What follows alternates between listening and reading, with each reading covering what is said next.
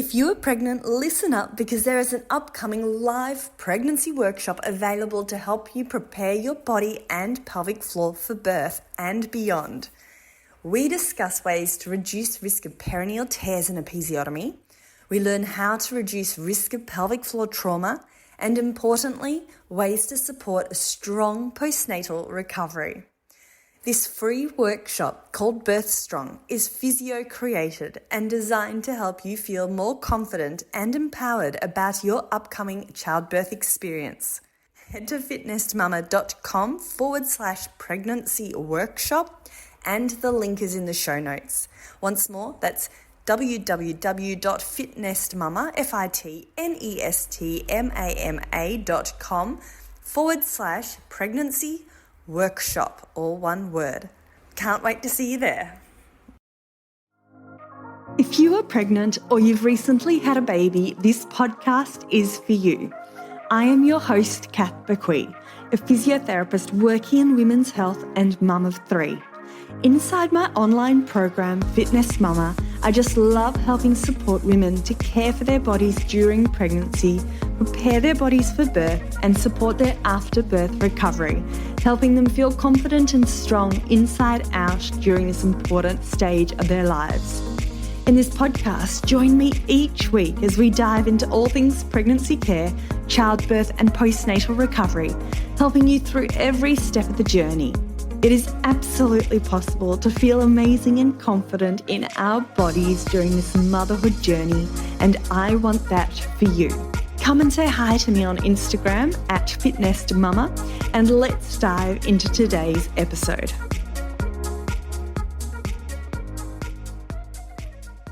Hello and welcome back to the Pregnancy, Birth and Recovery podcast. Today's episode is one that I know many of you are curious about. How to choose your mode of delivery, vaginal birth or caesarean birth. And there are so many different opinions, beliefs and experiences when it comes to birth. And the truth is there's no one size that fits all. Some women feel strongly about wanting a vaginal birth, others feel more comfortable planning a caesarean, and for many, the decision is made along the way due to medical reasons or how the pregnancy unfolds. This episode today isn't about saying one option is better than the other. It's about understanding the differences, the pros and cons, and the factors that might help you make the decision that feels right for you and your situation. To help us unpack this topic, I'm joined by Dr Amber Moore, a highly experienced obstetrician gynaecologist based in Melbourne. Dr Moore has worked both at the Royal Women's Hospital and also consults privately, and she's deeply passionate about providing personalised, evidence-based care and has supported thousands of women through all kinds of pregnancies and births. In today's episode, we're going to discuss reasons why women might choose one birth versus another, reasons why women might need an elective caesarean, reasons why women might choose an elective caesarean, reasons why women might need an emergency caesarean. We're going to discuss things that women might want to consider when choosing one option versus the other. We're going to discuss the pros and cons of both vaginal and caesarean birth, and we're also going to discuss instrumental deliveries too, so forceps, vacuum, and we're going to also have a conversation about perineal tears and episiotomy. So whether you're early in your pregnancy or closer to birth, we hope this conversation helps you to feel more empowered, more informed, and supported in your choices.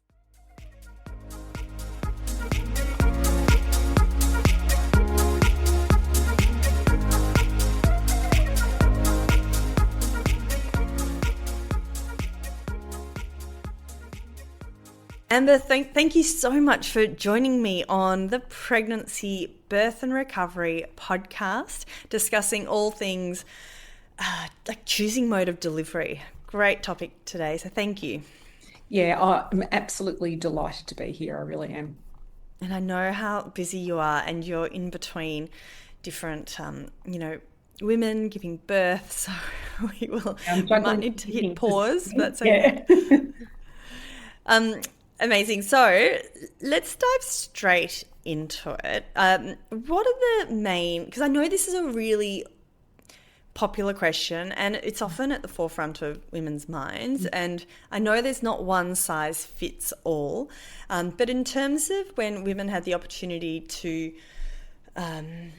understand more about a vaginal birth versus caesarean births, there's a lot to consider. So let's just start with getting a bit of a baseline. What would be some reasons why women might choose an elective caesarean? Okay. Um, I think we live in a society now where women are clearly much better informed. It's not just books or magazines anymore. Now you've got an entire internet. And sometimes that information can be completely overwhelming because if you go down the rabbit hole, you can find pros and cons to everything. So, one of the issues is almost having too much information. And the other is that what's important is that you have a care provider who can help to tailor it to you as an individual person, because what might be right for one person on the internet might not be right for you. So, choice, I think, is really important. And I'm all about that. Like, I must admit, my core philosophy is that women have the right to choose. And that's not just about the right to choose a cesarean, it's about the right to choose a home birth if they want, or a particular type of pregnancy or maternity care. So, it's about getting women the right information to be able to make the right choice for them. So, as an obstetrician, my default is that women have a vaginal birth. And, birth is spectacular. That's why I do it. That's why I do the job I do. And, I remember to this day being a young girl, I might have been 10 or 11, and Life magazine did a feature on the La Boya method of birth, which is a water birth. But in fact, they had taken photos of this woman who was in Russia in a tank, giving birth in a tank. And it just had such a profound impact on me that I just thought, this is what an amazing process. So birth is an amazing process, but as you grow up and you get more information, you realize it's also a process that has potential risks and complications, as well as, beauty and wonder. It also is something that, unfortunately, for some women, they're just not ever going to be able to birth in a tank because nature is just not going to work out for them that way. So, what we see now is more women potentially choosing a caesarean section, or maybe being more open to a caesarean section, whereas in generations gone past, they just didn't have any choice. So I was trained in a hospital where, in fact, I was trained at the women's, but my supervising doctors were really anti-caesarean section. And that's because they had been trained in an era where caesarean was associated with a lot more risk and complication. And so therefore, we didn't do Caesars unless we absolutely had to. But what that also taught me was that there are some women where you can push for them to be, you can push for someone to have a vaginal birth, but that to some extent comes with a price to do the caesarean section at the last minute. So the main reason why women really probably choose caesarean section these days is maybe for three reasons. One is because they're concerned about making sure that their baby is not in harm's way during a vaginal birth process. And secondly, it might be that they wish to protect their pelvic floor, and they're concerned that the vaginal birth process will damage their pelvic floor and have an effect on their future in terms of continence. And thirdly, because they might have an underlying psychological reason to be particularly fearful of birth, or want that to know what's going on and want that control over what's happening. And to be honest, the third reason is probably the least common thing that we would see. In most cases, women are either wanting to do it to either protect the baby from the potential risks of vaginal birth or because they want to protect their pelvic floor. And are there, and I see a lot of women who, with the pelvic floor perspective, but from what you just mentioned in terms of protecting their baby, what conditions are you aware of during pregnancy, or might you be aware of during pregnancy? And I know some of these situations might occur during the birth process, but are there any conditions that might alert you earlier on in a pregnancy that perhaps an elective caesarean might be a bit safer for the baby? Yeah. So I suppose when it comes to doing Caesars, there are fetal reasons and, baby reasons and mother reasons.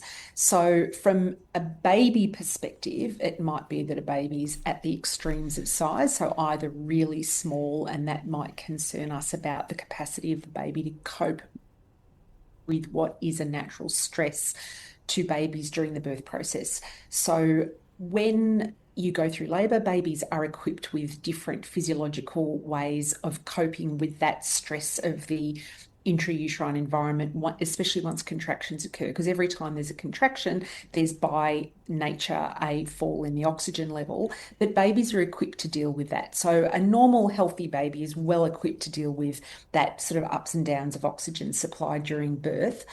And if a baby has a placenta that's not functioning well, their capacity to deal with that is going to be diminished. So in that circumstance, it might be that labour is too great a stress on a small baby with a placenta that's not functioning well.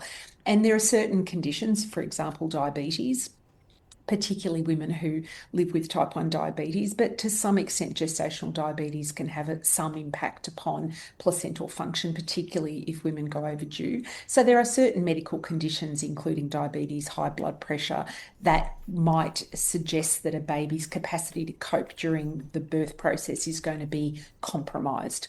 And that's why women might either need an emergency caesarean section or might be advised or choose to have a caesarean section. The other issues are maternal reasons, and they can vary as well. Most women are healthy, and therefore there's not a lot of reason to choose a caesarean section purely for maternal health. For example, I suppose in the past, women might have other chronic conditions that might suggest that they're not able, or heart conditions, but that's actually pretty rare. Most women are healthy enough to go through a vaginal birth process, but they might, for example, have a condition, for example, a small brain aneurysm or a history of having had a stroke or something like that, which might actually put them at significant risk. So therefore, a caesarean might be recommended for them. And then the other issue might be that women have either a really strong family history or a personal history of prolapse or continence issues, or including things like underlying bowel problems like Crohn's disease or ulcerative colitis, where they've had a lot of continence issues or risk or damage to their rectum and anus, and therefore a vaginal birth process might put them in harm's way of making that process worse. So sometimes we'll get those clues beforehand that might steer myself as a care provider to consider that as an option. And the pelvic floor is a really interesting area, because I know every year that goes by, there's more research, which as a pelvic floor physio, it's a very exciting area, because we're being guided more and more by better research. For example, we're measuring the perineum length. Yeah. Some women that have very short, I don't want to get too technical here, but it's really my hope would be in the future we can be much more predictive for knowing which subset of women might be more predisposed to pelvic floor issues post-birth. And we're getting there with more time and research, but it's still in its infancy. But you're right, genetics is a big one to consider. Oh, I So, mean, I think that is really exciting, like the whole pelvic. I mean, the one thing that, I mean, women have choice, but they have choice when they have information, and it's having information that enables them to make that informed choice.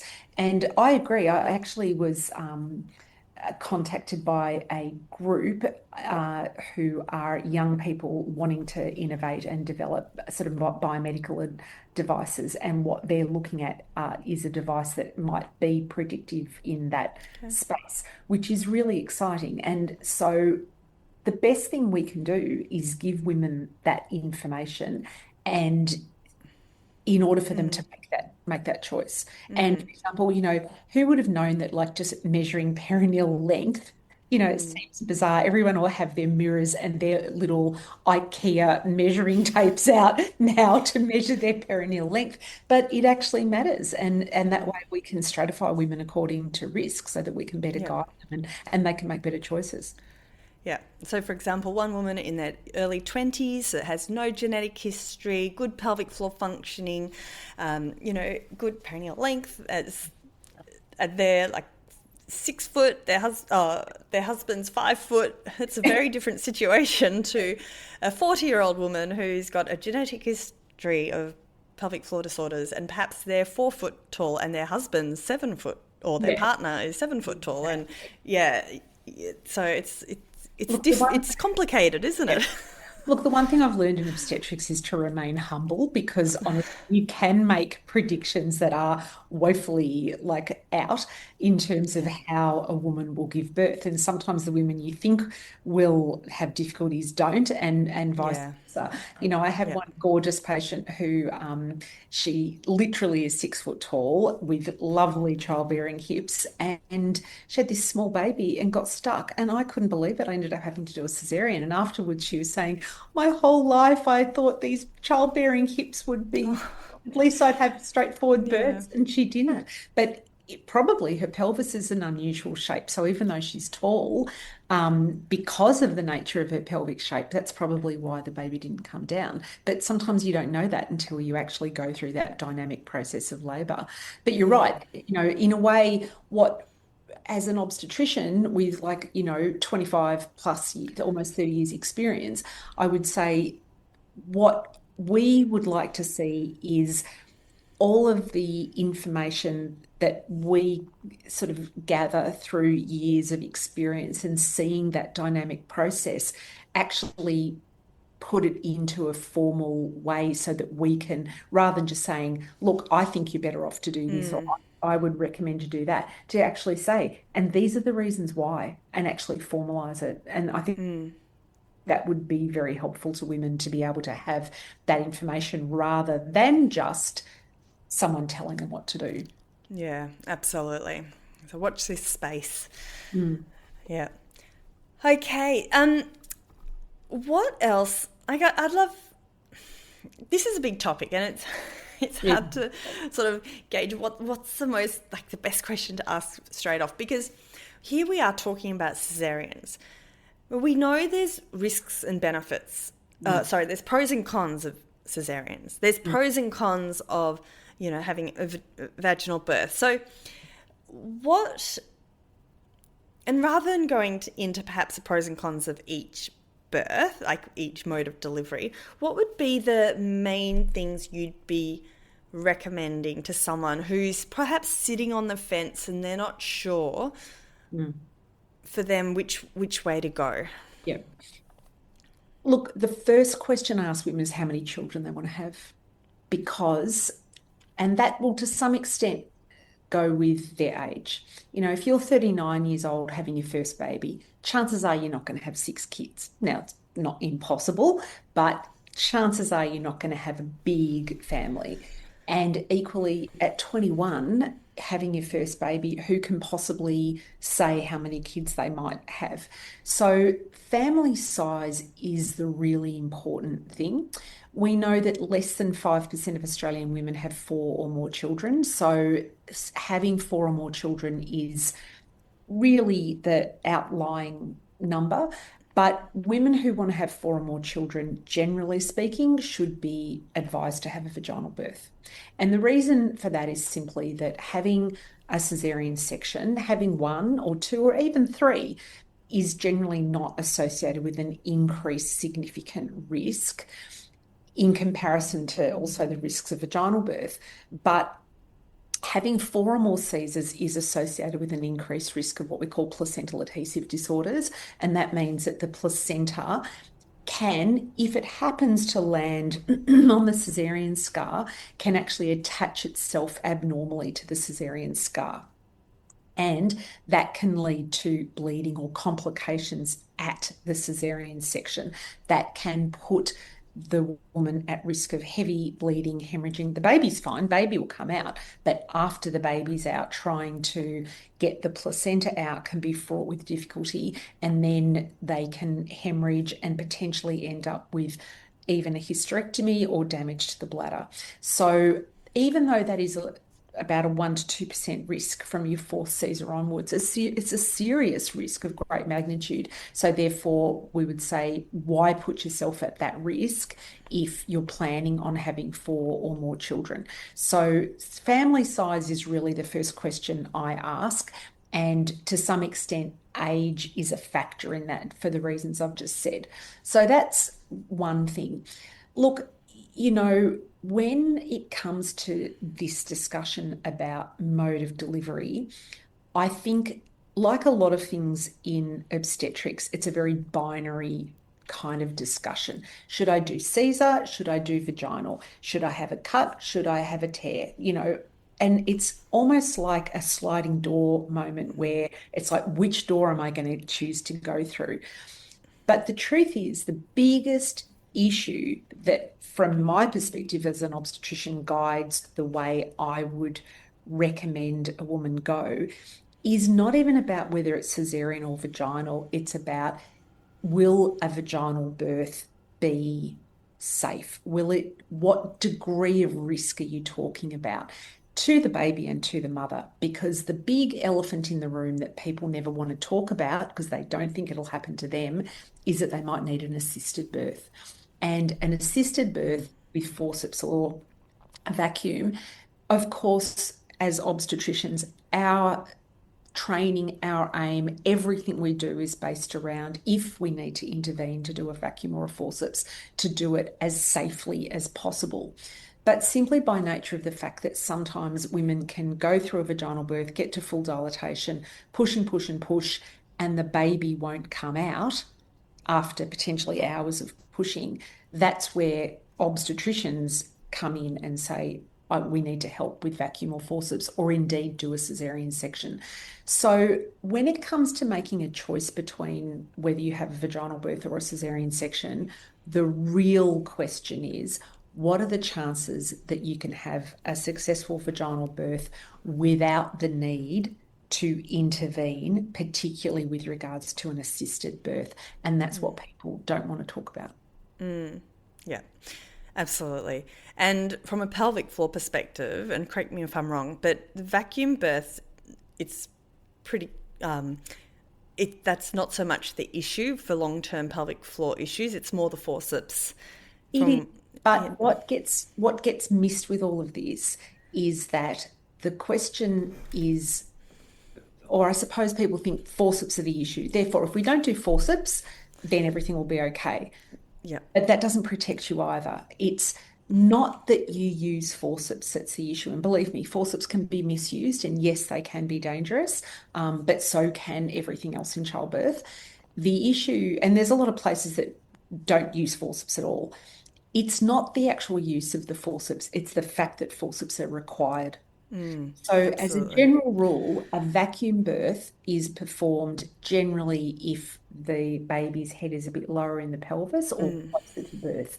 Whereas when a baby is a bit more stuck, vacuum sometimes just won't work, and you can put the vacuum on and the baby won't come and you have to resort to forceps, or indeed using forceps might be the difference between delivering the baby in 3 contractions versus delivering the baby in 10 contractions with the vacuum. So it's the fact that not the use of forceps itself, it's the fact that the birth is such that it requires Yeah. forceps. And also, there gets to a point, doesn't it, where, well, does it get to a point where it's almost too late to do a cesarean? So you have to, it's the only two options are vacuum or forceps? So sometimes I think people question why they pay money to obstetricians to do a delivery, but the place we earn our money, apart from being on call all the time, is making that correct decision. That there is kind of a point where you're stuck between a rock and a hard place, where a woman can be pushing for hours and the baby's not coming, and the baby's head is well and truly in the pelvis. And the hardest decision we make is, do we do a vacuum? Do we do a forceps? Or do we just do a cesarean? And each of those things in those circumstances carry risk. So we would generally take a safe approach and say, unless we are absolutely confident that everything fits the criteria for a vacuum or a forceps birth in the birth suite, sometimes we'll go to the operating theatre and make that choice there on the basis that if the baby doesn't feel like it will come easily, we'll resort to doing a cesarean. But even a cesarean section at that point carries significant risk. So, I don't want to distress or scare our listeners, but the truth is, when we're talking about these things, it's that kind of delivery that we are trying to avoid. We're Yeah. trying to avoid that difficulty. And, most, experienced midwives and obstetricians can usually give you a pretty good idea of, how we think that birth will go. And so occasionally you have someone who might surprise you, but for the most part, I can examine someone, especially if we do an internal exam and get a feel for the size of the pelvis and where the baby's stationed in the pelvis. And I'll immediately kind of relax and go, yep, I think this will be fine. Or I'll think, oh, this is going to be difficult. The baby's head's not fitting, the pelvis doesn't feel very big. And then I would steer more towards encouraging a woman to consider a cesarean section or consider an early recourse to a cesarean section rather than, go through 18 hours of labor and, 4 hours of pushing and desperate to have a vaginal birth. I think where birth trauma, in my opinion, comes in is when women have an expectation that it'll be vaginal birth or cesarean, but what they may not have counted on is hours of pushing and then need to have vacuum or forceps, which is potentially, scary as well. And You're right. And it is I guess, a bit of a scary discussion, especially if someone's listening to this and they're heavily pregnant. And we don't want it to be like that. But what you mentioned is very valid. It's the long pushing phase. So anything over, would you say, an hour and a half, the 90 minutes, the long pushing phase and instrumental delivery that is more associated with pelvic floor disorders long term. So we're discussing things like prolapse, incontinence, and those sorts of things. So it's good to know about, because as you said, if you're unaware of those risks, then you could, and if you're really set on a vaginal birth, then that can be a bit of a surprise, not a nice surprise afterwards if you weren't aware of those risks. So if someone is heavily pregnant, they're listening to this today, and their heart rate is elevated as we speak, what would you say to them right now in terms of just helping them feel more confident and informed about their choices when they're in the thick of it? Because at the end of the day, we don't know how birth's going to go. So what would be your advice to someone listening today who's about to go through birth? And I have these ladies and women all the time and have this discussion all the time. And I suppose that one of the things that I truly believe in, apart from choice, is truth and honesty. And I think one of the reasons why sometimes birth can be traumatic is because sometimes women don't feel like they've been told the truth beforehand. So and I say to my patients, I'm not here to frighten you. I don't want to frighten you. I want to protect you from that. But I think where a lot of birth trauma comes in is when women have mismatched expectations, and maybe someone hasn't told them the truth, and so they get the shock. So whether their heart rate goes up now, it's probably better they at least contemplate it and and avoid that and have that discussion with their care provider now rather than the consequences afterwards where it might have gone off the rails and they're like, what the heck just happened? That's not what I Yeah. signed up for. Because what I want to see is I want women to see them have non-traumatic births. And whether that is a beautiful, normal birth where the baby pops out and there's no stitches and everything's fabulous, believe me, that's my nirvana as well. Or whether they have an elective cesarean, or even if they have an emergency cesarean or a vacuum or forceps. One of the things that is closest to my heart when if a patient says to me, you know what, Amber, I was hoping for a really uncomplicated, uninterfered with normal birth or vaginal birth, but I ended up with a birth that I kind of hadn't necessarily hoped for, but I felt safe at every stage. I felt informed at every stage, and I felt like I did everything I could, and that in the end it was all lovely, and I felt like I could communicate. That's a success story. You might not necessarily, you might end up with a vacuum birth or a small Yeah. episiotomy, but what's important is that you've been informed and you've had that dialogue beforehand and even Yeah. during the birth. So what I would say to women is, you know what, take advice from your care provider and ask questions. Ask questions. Do you think my baby will be able to cope with the labor process? Do you think my baby is particularly small? Do you think my baby is particularly big? Do you think my baby's in the right position for birth? Do you think my pelvis is likely to be big enough? We can't measure it. We used to be able to measure it, but it's not very helpful, actually. It's only the dynamic process of labor that really tells you. And have an honest discussion also about, look, if I need to have assistance with vacuum or forceps, what do you do? Do you, or have the discussion like, I would prefer that if it came down to it, that the baby was not able to be born easily vaginally, I would rather do a cesarean than have a forceps. Have those discussions so that, and then take advice from your provider, because your obstetrician or midwife should be able to say, look, in my experience, your baby's a nice fit for your pelvis. I think you'll be fine. Or they might say, look, this baby's really big. Here are your options. Or look, we can give labour a go. And if it all falls into place, great. And if it doesn't, then, rather than wait till the 11th hour to have that discussion about should we do a forceps or a cesarean, you've kind of already anticipated that. So I would say take advice. Yep, that's brilliant. Absolutely. And when you're discussing the forceps before, it did just make me think, like for anyone listening today as well, let's say, like as Amber said, it doesn't go according to plan and you do end up having forceps and you have the pelvic floor issues, and I'm talking about it from a pelvic floor physio perspective here, there is rehab available. Like there's so much support, and it just means that you might need to you might need a bit more support with your pelvic floor rehabilitation, but there's so many ways that we can help support pelvic floor issues post-birth. So it's not, it's not forever. Yeah. And I think, I I can tell you loads of anecdotes, but, I think sometimes what can be really scary to women is that during pregnancy, they can leak a bit. And I always say, look, you've got a baby pushing down on your pelvis, you've got baby squashing your nerves, and you've got constant pressure on your bladder, and you've got progesterone and relaxin, which are hormones that come from the placenta that soften everything.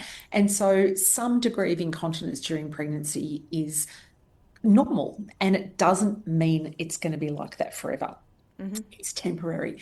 Then the birth itself, look, some women, as you're aware, might have really significant issues with pelvic floor, even though they've had a completely normal birth and a small baby. Yep. It's just that women who have bigger babies or forceps or have a short perineum, they're more likely to get, some damage to the musculature of the pelvis. But the pelvis is affected by pregnancy itself. And one of the things that can be quite confronting is you have the baby and like everything's great and the baby's great and everyone's coming in to see you in the hospital and you look like a princess, except that you can't hold your bladder function, and it's really, you think, oh my goodness, is this it forever?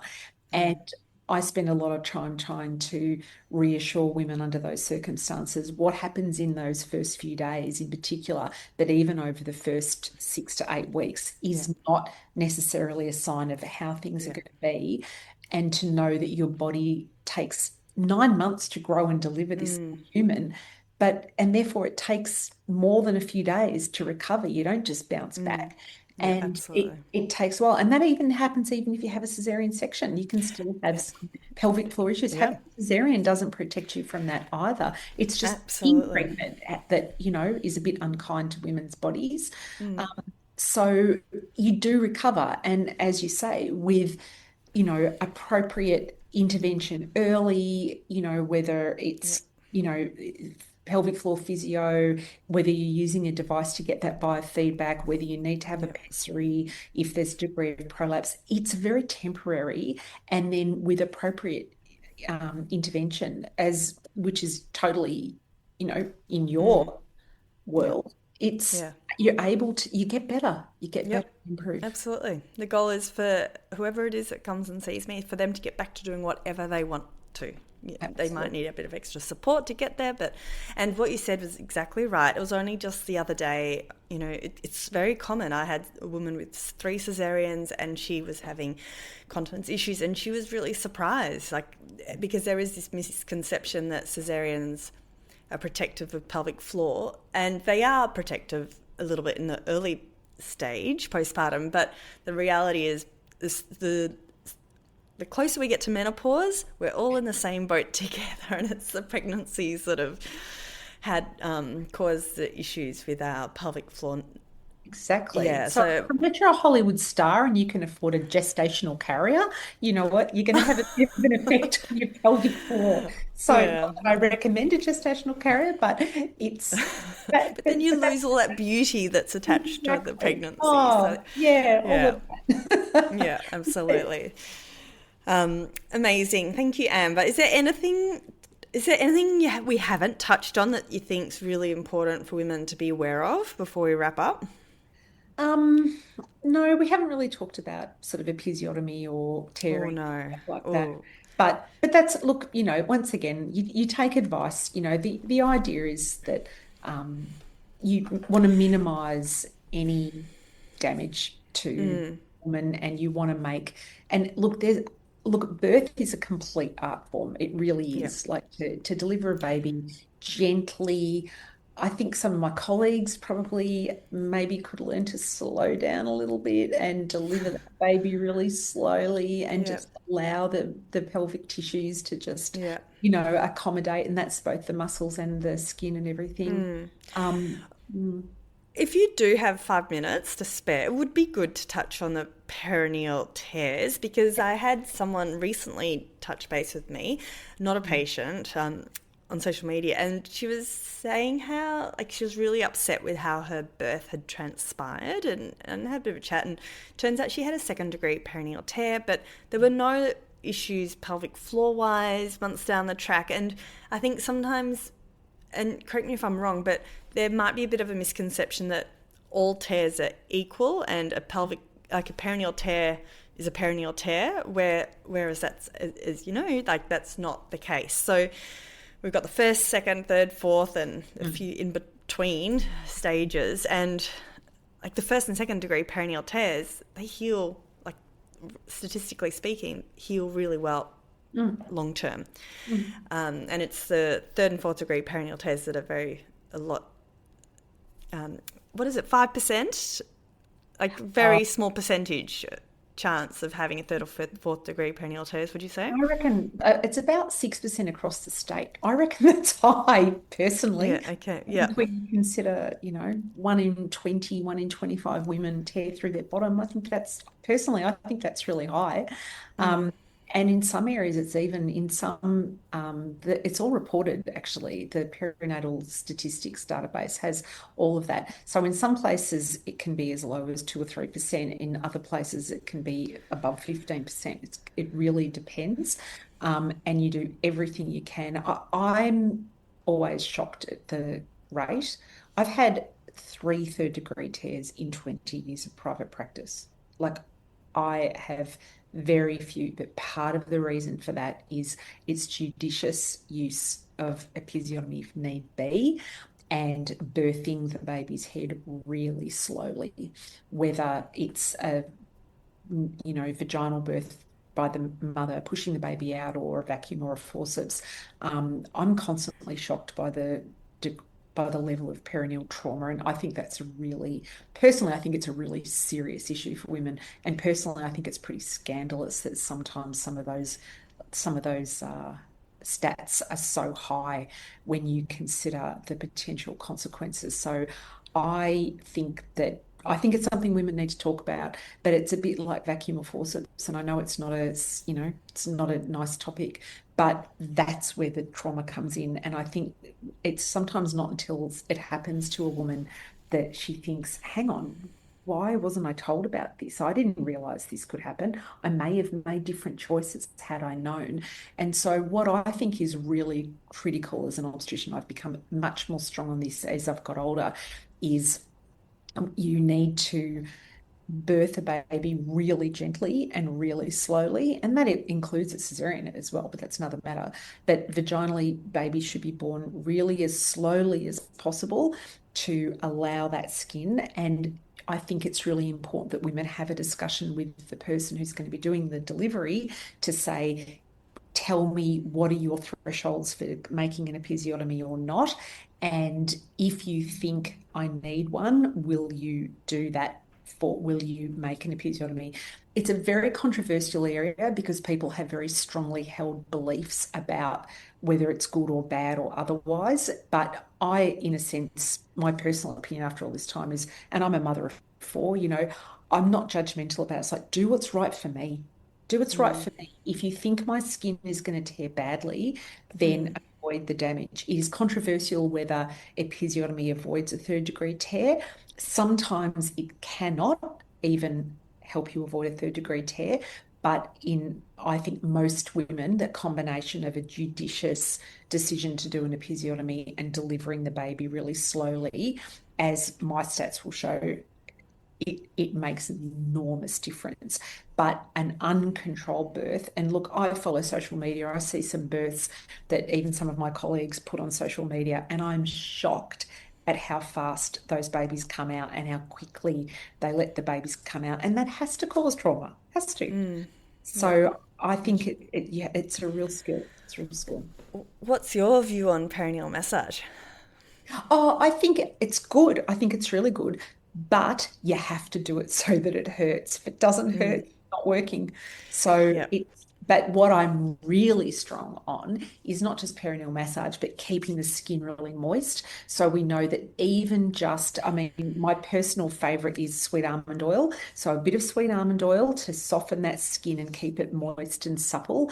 And I usually recommend women bring in sweet almond oil because I put it on the perineum, and then that helps to smooth that skin. I don't know what you use in your practice, because I just think it moisturizes the area. It's better than anything that's water-based, because as soon as you get a little crack in that skin, that's when a tear can take off. But if you can moisturize it so there's no breach in the surface epithelium, then I think it's likely to stay intact.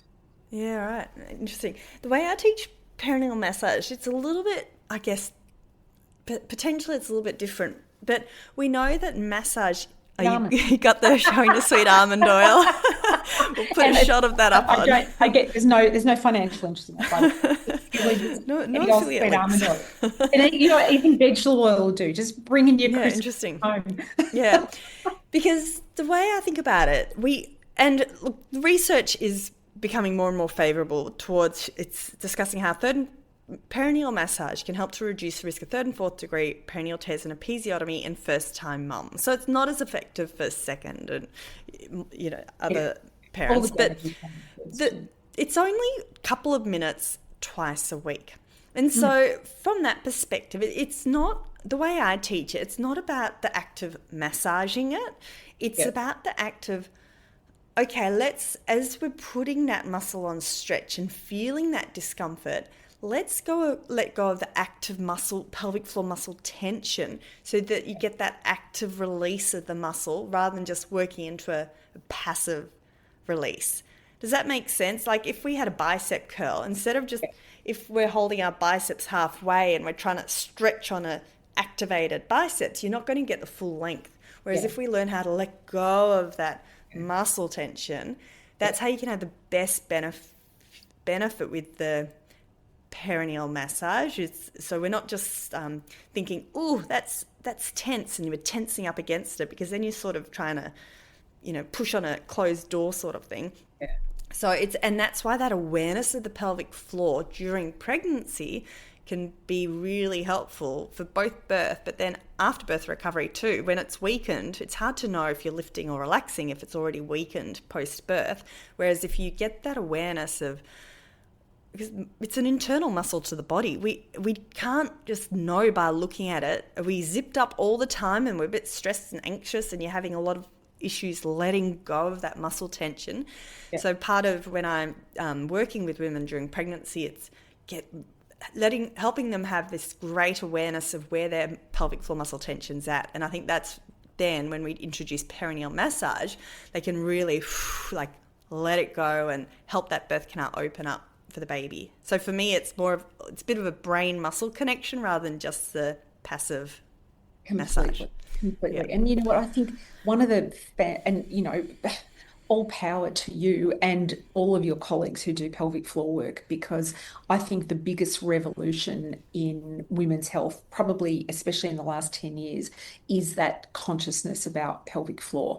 And I think we've hopefully moving away from an era where everyone's like, oh my God, down below. I don't even look down below. I don't know anything about my vagina. I can't tell you the amount of times women have said to me, I think I have something wrong down there. And you have a look and you go, no, that's your normal anatomy. You've always had that. So I think there's a greater Yeah. consciousness of your pelvic floor. But because I think it's not an area of the body that you can see, you have to actively, as you do all the time, encourage women to make that brain muscle connection. Yeah.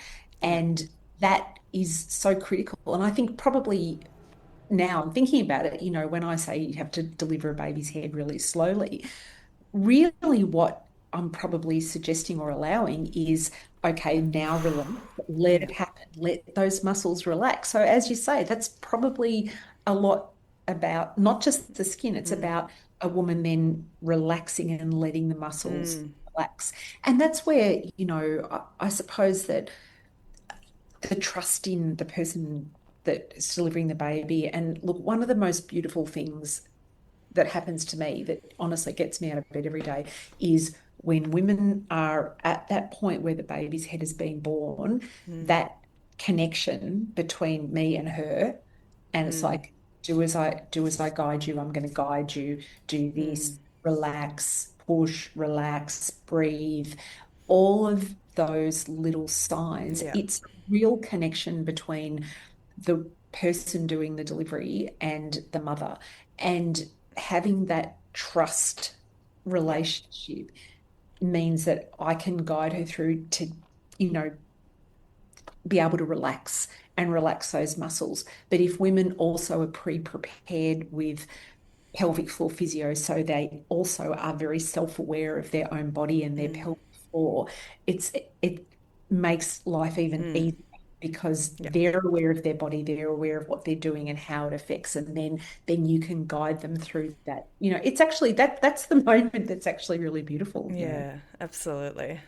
And it's like having all the tools in your toolkit. During birth, you don't know which tool you're going to need, but then once you're in the moment, then you can pull out whichever tool and you're getting the support from others around it. It's beautiful.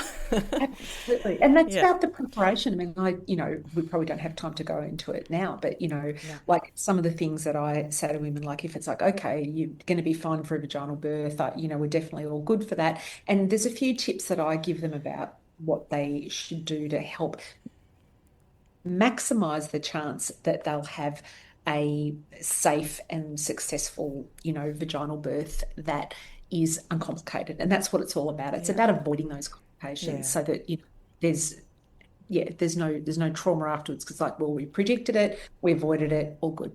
Yeah. Perfect place to, we could keep talking all day, I know, Amber. But we'll wrap it up there. Thank you so much. I really do value your time, and I know how busy you are. So thank you so much for coming in. Well, I hope we haven't freaked out the women too much. But look, if it does raise issues, I think it's something that's important that women talk about, and know that it can be talked about and you can avoid those sort of issues. It's just all about communication and having some confidence in your own body and having communication. It's about dialogue and just talking about it. Absolutely. And then if things don't go according to plan, and sometimes they don't, then just get that support network around you, and it will all be okay. Exactly. Well, thank you so much for your time. Thank you, Amber. Appreciate it. Catch you soon.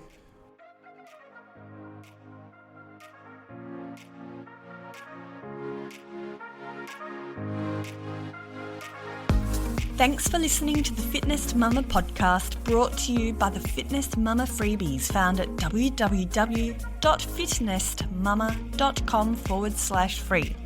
So please take a few seconds to leave a review, subscribe so you don't miss an episode, and be sure to take a screenshot of this podcast, upload it to your social media, and tag me at Fitness Mama so I can give you a shout out too. Until next time, remember, an active pregnancy, confident childbirth, and strong postnatal recovery is something that you deserve. Remember our disclaimer: materials and contents in this podcast are intended as general information only and shouldn't substitute any medical advice, diagnosis, or treatment. I'll see you soon.